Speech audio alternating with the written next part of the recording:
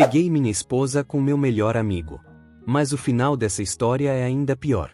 Eu não contei isso pra ninguém da forma completa até hoje.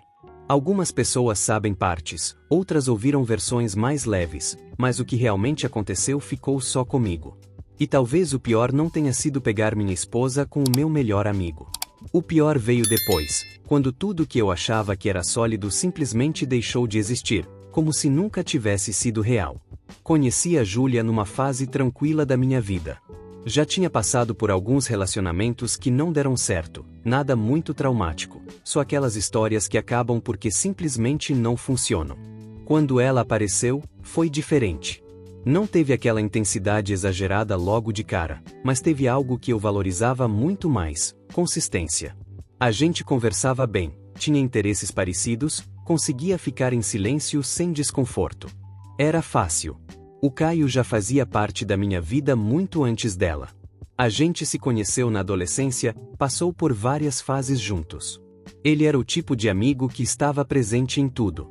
Mudança de casa, problemas no trabalho, momentos bons e ruins. Não era só amizade de sair para beber ou conversar por alto. Era alguém que conhecia minha família, minha história, minhas fraquezas. Quando apresentei a Júlia para ele, foi natural. Não tive aquela preocupação exagerada de quando você apresenta uma namorada nova para um amigo próximo e fica na torcida para dar certo. Eu confiava nos dois. Aquilo nem passava pela minha cabeça como algo que poderia se tornar um problema. Pelo contrário, eu gostava da ideia das duas pessoas mais importantes da minha vida se dando bem. E eles se deram bem. Talvez até demais. No começo era só convivência. A gente saía junto, fazia coisas simples, jantares, encontros de fim de semana. Conversas fluíam, risadas eram naturais. Eu via aquilo como algo positivo. Sempre achei que um relacionamento saudável não isola, ele integra. Com o tempo, algumas pequenas mudanças começaram a aparecer. Nada gritante. Coisas que, se você olha isoladamente, não significam muita coisa. Mas quando você junta tudo depois, o padrão fica claro. Eles começaram a ter piadas internas. No início, eu ria junto. Depois comecei a perceber que às vezes eu não entendia o contexto. Eram coisas que tinham surgido em conversas que eu não estava presente. Ignorei. Achei normal. Teve um dia que cheguei mais tarde em casa e encontrei os dois conversando na sala. Nada demais. Mas o jeito que a conversa parou quando eu entrei me incomodou. Foi sutil. Eles continuaram falando. Tentaram manter o clima leve, mas tinha algo ali. Aquela quebra rápida que você percebe mais pelo instinto do que pela lógica. Não falei nada. A frequência de mensagens entre eles começou a me incomodar também. A Júlia sempre usou bastante o celular, então não era algo estranho por si só. Mas comecei a notar que em alguns momentos ela sorria lendo mensagens e quando eu perguntava ela respondia de forma vaga.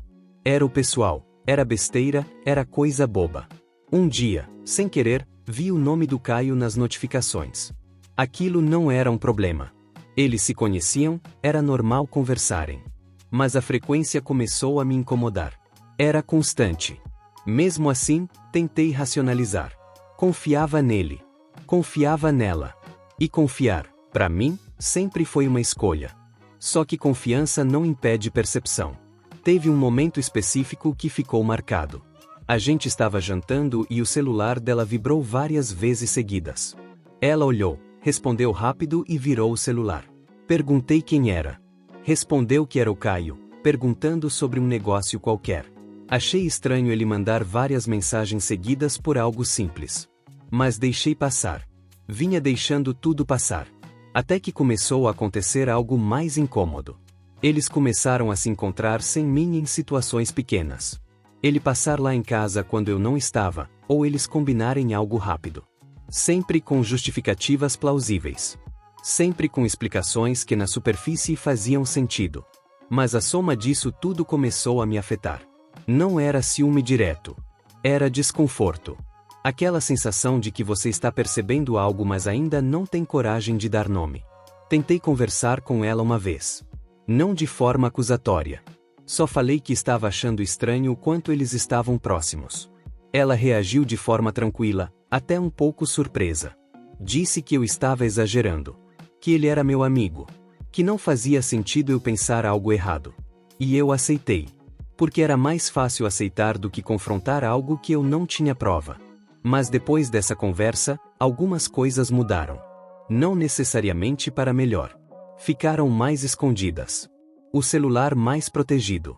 As conversas mais discretas. E isso, ao invés de me acalmar, piorou. Porque quando algo precisa ser escondido, geralmente existe um motivo. Comecei a observar mais. Não de forma obsessiva no começo. Só prestando atenção. No jeito que ela reagia quando ele mandava mensagem. Na forma como eles se olhavam em encontros. Em pequenas pausas de silêncio quando eu entrava no ambiente. Nada era explícito. Mas tudo junto era suficiente para me deixar em alerta. Teve uma noite que acordei no meio da madrugada e percebi que ela não estava na cama. Levantei, fui até a sala, e a encontrei sentada no sofá com o celular na mão. Quando me viu, levou um pequeno susto. Disse que não conseguia dormir. Perguntei com quem estava falando. Respondeu que era uma amiga. Eu não confrontei. Mas sabia que não era. E foi nesse ponto que algo dentro de mim começou a mudar. Ainda não tinha certeza de nada. Mas já não estava confortável. E quando você deixa de estar confortável dentro do seu próprio relacionamento, alguma coisa já está errada. O problema é que eu ainda não sabia o quanto. E de certa forma acho que não queria saber. Porque no fundo eu já suspeitava da resposta. E confirmar aquilo significaria quebrar tudo de uma vez. Então fui empurrando. Ignorando sinais. Criando explicações. Tentando manter a ideia de que aquilo não era o que parecia. Até o dia em que não tive mais escolha. A realidade não pediu permissão. Ela simplesmente apareceu. Era uma tarde de sábado. Eu tinha saído para resolver umas coisas, um banco, uma farmácia, aquelas pendências pequenas de fim de semana que a gente vai adiando durante a semana. Calculei que ia demorar umas 2 horas. Demorei 40 minutos porque a fila do banco estava vazia e a farmácia estava sem movimento. Cheguei em casa mais cedo do que o esperado. Usei a chave. Entrei em silêncio porque é assim que eu sempre entro, não por cautela, simplesmente porque não tenho o hábito de fazer barulho ao chegar. O carro do Caio estava estacionado na frente do prédio. Eu tinha visto, mas não havia processado completamente, ou se processei, criei alguma explicação automática que durou os 3 segundos de elevador e desapareceu quando abri a porta do apartamento. Não vou descrever em detalhe o que vi porque algumas coisas são desnecessárias de detalhar e porque o choque não estava no que vi em si. O choque estava no que aquilo significava. Na soma de tudo que eu tinha guardado, de todas as vezes que tinha deixado passar, de toda a confiança que eu tinha depositado nos dois ao mesmo tempo. Os anos do Caio na minha vida. As vezes que ele me ajudou a me mudar, que esteve no hospital quando meu pai ficou internado, que foi o padrinho do meu casamento. O padrinho do meu casamento. Fiquei parado na entrada por um tempo que não sei calcular. Nenhum dos dois percebeu que eu estava ali por alguns segundos. Quando perceberam o que aconteceu foi o que eu vou chamar de um colapso simultâneo de 3 pessoas. Não houve grito imediato da minha parte. Não houve cena cinematográfica. Teve um silêncio que foi pior do que qualquer grito poderia ter sido. Saí. Fui direto pro carro, liguei o motor, e fiquei sentado no estacionamento por não sei quanto tempo olhando para frente sem ver nada. O celular encheu de mensagens enquanto eu estava lá. Dela, pedindo que eu voltasse para conversar. Dele, começando com desculpa e terminando com silêncio quando percebeu que não havia desculpa que coubesse naquele momento. Não respondi nenhuma. Fui até a casa do meu irmão. Não contei o que tinha acontecido. Disse que a gente tinha brigado e que precisava de um lugar para ficar por alguns dias. Ele não perguntou detalhes porque não é do tipo que pergunta quando não é convidado. Passei aquela noite no quarto de hóspedes dele, num colchão que era menor do que eu lembrava, olhando pro teto com aquele estado específico que não é chorar e não é raiva e não é nada que tenha nome preciso. É o estado de quem está no meio do processo de entender que o chão que achava que pisava era diferente. Comecei a reconstruir mentalmente os últimos meses com a atenção que não havia aplicado quando estavam acontecendo. As piadas internas. As conversas que paravam quando eu entrava. O celular virado. A noite no sofá. As visitas quando eu não estava. Cada coisa que eu tinha deixado passar ganhou um peso diferente naquela reconstrução. E aí veio a parte que eu precisava contar e que é o motivo pelo qual o título dessa história diz que o final é pior. Porque o que eu descobri nos dias seguintes não foi sobre a Júlia e o Caio. Foi sobre mim. E sobre o quanto eu tinha deixado passar por uma razão que me custou mais entender do que a traição em si. 2 dias depois de ficar no apartamento do meu irmão, fui conversar com a Júlia. Precisava de uma conversa real, não de mensagem, não de ligação. Presencial, com os dois sentados num lugar onde eu conseguisse olhar para ela enquanto ela falava. A conversa que aconteceu foi diferente do que eu havia imaginado que seria. Ela não tentou negar. Não criou versões alternativas. Sentou, me olhou, e contou o que havia para contar com uma honestidade que foi, ao mesmo tempo, a coisa mais difícil de ouvir e a única coisa que teria me permitido ter qualquer respeito pelo que aquela conversa era. Disse que havia começado alguns meses antes de eu suspeitar. Que havia crescido de uma forma que ela não havia planejado. Que havia tentado encerrar algumas vezes e não tinha conseguido. Que sabia o tamanho do que estava fazendo e que não havia desculpa que cobria aquilo. Perguntei se estava apaixonada por ele. Ela ficou em silêncio por um tempo antes de responder. Disse que não sabia. Que havia sentido algo que ela não sabia nomear com precisão. Que havia sido diferente do que sentia por mim, mas que não era simples de categorizar. Aquela resposta foi honesta demais para ser confortável e específica demais para ser ignorada. Perguntei por que não havia terminado o casamento antes de ir por aquele caminho. E a resposta que ela deu foi a que ficou mais tempo dentro de mim, mais do que qualquer outra coisa que disse naquela conversa. Disse que tinha medo de me perder como pessoa. Que eu era seguro de um jeito que ela não queria abrir mão. Que aquilo havia sido, em parte, uma forma de ter algo que ela sentia que faltava sem ter que confrontar o que estava faltando de frente. Fui embora daquela conversa com mais perguntas do que havia levado. Passei os dias seguintes tentando processar o que havia ouvido. E foi nesse processo que chegou a parte que é o verdadeiro peso dessa história. Comecei a olhar para trás não com a pergunta de quando havia começado entre eles, mas com a pergunta de o que havia faltado que ela tinha descrito. De onde havia surgido aquele espaço que ela havia dito existir. E o que encontrei quando fui honesto comigo mesmo foi desconfortável. Havia períodos de trabalho intenso em que eu tinha estado menos presente do que devia. Não de forma intencional, mas ausente. Chegando em casa e indo direto pro notebook. Respondendo quando era perguntado, mas não iniciando conversa. Estando fisicamente no mesmo espaço, mas em outro lugar na cabeça. Não era desculpa para o que ela tinha feito. Isso eu precisava deixar claro para mim mesmo e fico deixando claro agora. O que ela fez foi uma escolha dela que não foi justificada por nenhuma distância que eu possa ter criado. Adultos têm outras formas de lidar com o que falta num relacionamento. Mas havia uma verdade incômoda que eu precisava separar da culpa que ela carregava. Havia uma distância real que tinha crescido. E eu não tinha visto porque estava dentro dela, era eu que estava criando parte dela. E é muito mais difícil ver o que você está fazendo do que ver o que o outro está fazendo. Essa descoberta foi o pior. Não no sentido de que eu havia causado o que aconteceu. Mas no sentido de que havia uma versão do que tinha acontecido que eu não conseguia mais reduzir a uma traição simples onde eu era completamente o lado errado e ela era completamente o lado certo.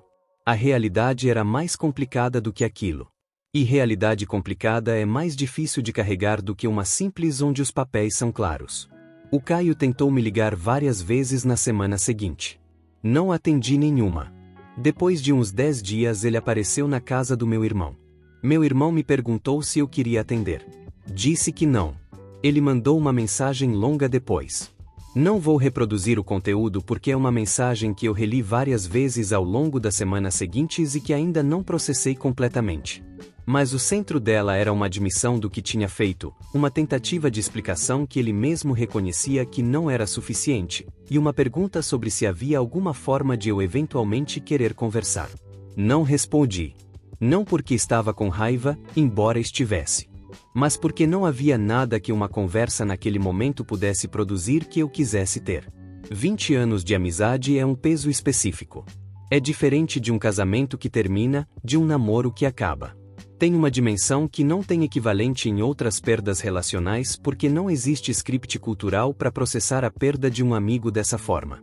Você sabe como processar fim de relacionamento romântico. Não sabe como processar isso. Eu e a Júlia ficamos separados por 2 meses. O apartamento era dela, então fui morar com meu irmão por esse período, que foi mais paciente comigo do que eu merecia sem saber metade do que estava acontecendo. No segundo mês ela pediu que conversássemos de novo. Fomos num café neutro. Ela estava diferente de quando me encontrei com ela logo depois. Havia saído da empresa onde trabalhava, onde o Caio também trabalhava, e estava numa fase de reorganização. Não de forma dramática. Mas havia uma clareza nela que não estava presente na outra conversa. Disse que havia feito terapia individualmente nas semanas anteriores. Que havia entendido coisas sobre si mesma que não havia entendido antes. Que não estava me pedindo para voltar, que entendia se eu não quisesse. Mas que havia coisas que ela queria dizer que eram independentes de qualquer decisão sobre o casamento. Disse que a distância que havia descrito na primeira conversa não era justificativa. Que havia confundido falta de comunicação com falta de amor. Que havia tomado uma decisão que havia machucado as 3 pessoas mais importantes da vida dela, contando ela mesma, sem resolver nenhuma das coisas que havia dito que faltavam. Que se havia aprendido alguma coisa, era que fugir de uma conversa difícil nunca resolve o que a conversa precisava resolver. Só cria dano adicional em cima de um problema que continua lá embaixo. Eu ouvi tudo isso. E disse a coisa que eu havia chegado naquelas semanas no quarto de hóspedes do meu irmão. Disse que havia me dado conta de que havia também coisas que eu precisava mudar. Que havia uma presença que eu devia ao relacionamento que eu tinha deixado de ter em alguns períodos. Que isso não justificava nada que ela tivesse feito, mas que eu não conseguia ser honesto sobre o que tinha acontecido sem incluir minha parte naquilo. Ela me olhou por um tempo depois que eu disse isso. Depois disse que não tinha esperado ouvir aquilo. Eu disse que eu também não tinha esperado chegar nessa conclusão. Ficamos em silêncio por um momento que foi diferente dos outros silêncios daquelas semanas. Não o silêncio pesado de quando havia coisa por dizer que ninguém estava dizendo. Um silêncio de 2 pessoas que acabaram de colocar algo real na mesa ao mesmo tempo. Não voltamos naquele dia. Não tomamos nenhuma decisão. Mas marcamos outra conversa.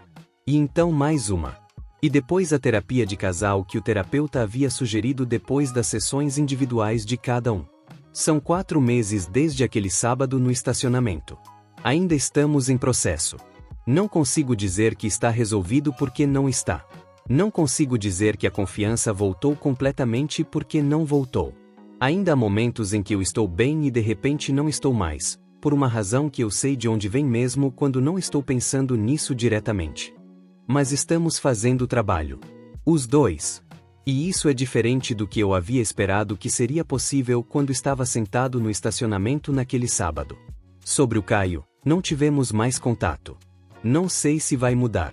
Não estou fechado a isso de forma permanente, mas também não estou num lugar onde consigo imaginar como aquilo seria. 20 anos é muito tempo. Mas o que ele fez também foi muito. E essas 2 coisas coexistem sem que eu saiba ainda o que fazer com a coexistência delas. O que eu aprendi com tudo isso, e aprendi da forma mais difícil possível, é que as coisas que você deixa passar por não querer confrontar não desaparecem. Elas crescem. E quando crescem o suficiente para não poder mais ser ignoradas, o custo de confrontar é muito maior do que seria se você tivesse confrontado antes. Deixei passar sinais. Deixei crescer uma distância que eu estava ajudando a criar sem perceber. Deixei que o conforto de não ter a conversa difícil fosse mais fácil do que ter a conversa difícil. E quando a realidade apareceu sem pedir permissão, como ela sempre faz, apareceu com um tamanho que era proporcional a tudo que eu tinha deixado acumular. Isso não é sobre culpa. Sobre quem errou mais ou menos.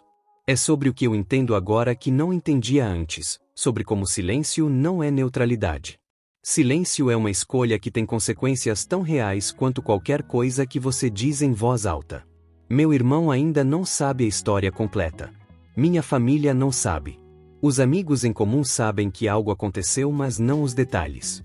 Prefiro assim por enquanto. Essa é a versão completa. A única vez que contei tudo junto, do começo ao fim, sem cortar as partes difíceis. Não sei o que vem depois disso. O casamento pode sobreviver. Pode não sobreviver. Não tenho como saber agora. O que tenho é hoje. E hoje os 2 estamos tentando de um lugar mais honesto do que qualquer lugar que estivemos antes de tudo isso acontecer. Talvez seja a única coisa que aquele sábado no estacionamento tenha produzido que valha alguma coisa.